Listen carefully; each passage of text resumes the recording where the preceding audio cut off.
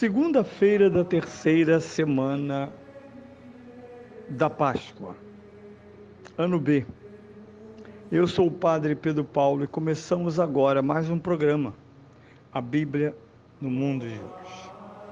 Bem, nesta segunda pascal, tempo da Páscoa, não mais no dia da Páscoa, foram os dias da oitava, já a terceira semana. O que ouvimos este domingo? O que vimos este domingo? Como disse na sexta-feira, uma situação comum entre a narração de São Lucas e a narração de São João. O Evangelho de São Lucas que estamos lendo está no último capítulo, capítulo 24, entre os versículos 35 e 48. Já expliquei na sexta-feira que se trata de um único episódio dividido em duas cenas, ou dois cenários. Primeiro, o Cristo totalmente estrangeiro para os discípulos de Emaús, mas que os conduz, depois de um apertozinho, né, que Jesus aperta, depois de dizer que são tardos para crer, ele, então, faz com eles uma longa exegese da Bíblia no Antigo Testamento. Se eles não entrarem no Antigo Testamento com a mente de Cristo, permanecerão só judeus. Mas exatamente porque o próprio ressuscitado os convence, e esse convencimento catequético da revelação se estrutura inteligivelmente através do dom do Espírito Santo, entregue a toda a igreja, através dos apóstolos, nós teríamos o estado de muitos judeus que continuaram seu caminho, certos da sua morte e, portanto, descrentes da sua messianidade. Um segundo momento, que é exatamente a reversão entre chegar à casa e reconhecer Jesus no partir do pão, e duas expressões de novo pascais aparecem. Uma primeira é: não ardia o nosso coração enquanto nos falava pelo caminho? Eles, mesmo sem reconhecê-lo fisicamente, eles estavam encantados com a sabedoria de Deus que explica a Deus. O outro momento é, através do subterfúgio, que convidá-lo a jantar, na verdade, querer permanecer em contato com ele. E nada mais judeu ou antigo que acolher em casa para a ceia. E exatamente na ceia oferecida a Jesus, provavelmente com pão, vinho, quem sabe um pedaço de cordeiro, não sei,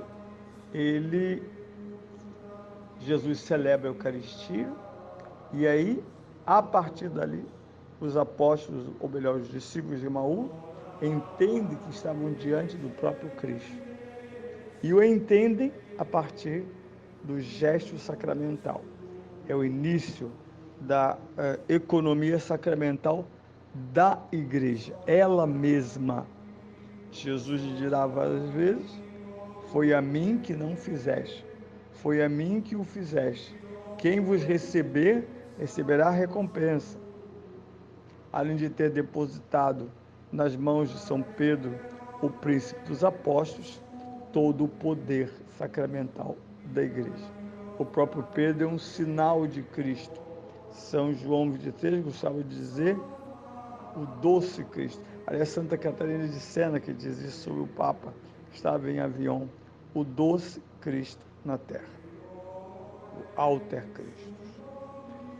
Dito isso, começa então um caminho para esses apóstolos, melhor, para esses discípulos. Voltam correndo para o meio dos apóstolos. E aí começa o Evangelho quando exatamente esses discípulos de Emaús, que tinham há pouco recebido a revelação do Cristo, foram horas, porque parece que entre Jerusalém e Emaús, pelo menos as Emaús arqueológicas de Jerusalém, distam 11 quilômetros. Todo mundo acha a nossa pregação demorada. Jesus prega, ensina, adverte, aquece o coração. Ora, dito isso, Jesus, então, pela quarta vez, se nós contarmos as 3 vezes do discurso do relato joanino, ele se coloca no meio daqueles que são os seus apóstolos. Tudo ocorrendo sempre no domingo, sempre no dia do Senhor, que para os judeus não era ainda o dia do Senhor. O Senhor era sábado. E saúda-os com o mesmo afeto e com a mesma promessa. Shalom. São os dons messiânicos que ele está entregando aos apóstolos e à igreja. Nunca lhe faltará nada para a consecução da sua missão. Nem homens maus, nem papas hereges, nem bispos desviados, nem padres pecadores, nem leigos fofoqueiros, nada e ninguém pode abater a missão. Pode retardá-la, para o qual então terá o juízo sobre esse assunto, pode desviá-la em alguns membros mais frágeis, que seguem grupos, padres e histórias. Depois tudo termina, às vezes, num vazio muito desagradável. Mas não. A igreja tem sempre o shalom, que ela recebeu do próprio Cristo ressuscitado e que ela comunica em cada Santa Missa, usando as palavras introdutórias das cartas de São Paulo, a paz do Senhor, além da própria comunicação da paz feita antes do Cordeiro de Deus, né? Em que nós, às vezes, de modo excessivamente efusivo, achamos que é um abracinho no marido. Não. É a comunicação que todo batizado recebeu dos dons pascais. Imediatamente, que eu dizia semana passada, começa o olhar dos apóstolos é aquele de espantados e amedrontados. A palavra-chave, que é a paz, nós sabemos que a paz é fruto da reconciliação que Deus nos deu em Cristo, estamos em paz com Deus, por isso vivemos em paz e morremos em paz. Muito bem. Dito isso, eles continuam aterrorizados.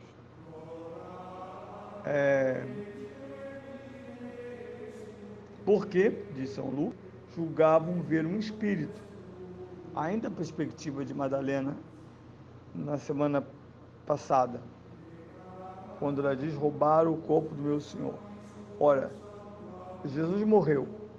Quando eu reencontro, esse reencontro não é um reencontro com Jesus, mas com seu fantasma, sua representação, sua memória, até os nossos votos que ele não tivesse morrido. Mas não é ele. O que a Páscoa nos ensina é encontrar Jesus ressuscitado no caminho da nossa vida cristã, sem o qual não há caminho de vida cristã. Há uma lembrança, há um clube que diz Jesus não morreu, Jesus está vivo. Não, ninguém nos disse isso. Foi o próprio Cristo que comunicou isso à igreja. Por isso ele nos interroga.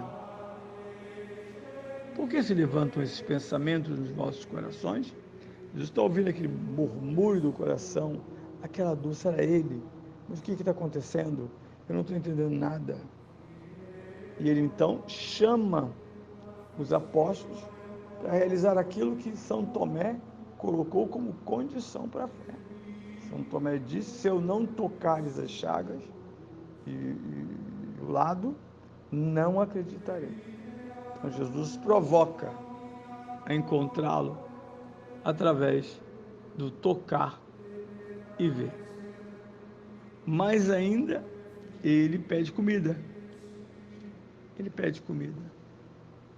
E come com eles. Não há símbolo mais importante na vida de família, de comunhão, de igreja, do que comer e beber juntos. Esse é o grande símbolo da Eucaristia. E por fim, Jesus inaugura a hermenêutica cristã dos livros do Antigo Testamento, que eles não tinham. Ele diz, tudo que se cumpriu estava referido sobre mim nas Escrituras. Aí ele cita o conjunto das Escrituras hebraicas, Moisés, profetas e salmos. Ou seja, por toda parte o Antigo Testamento proclamou-me. E por fim, ele vai então, diante deste quadro, o mais importante, que é o anúncio às nações.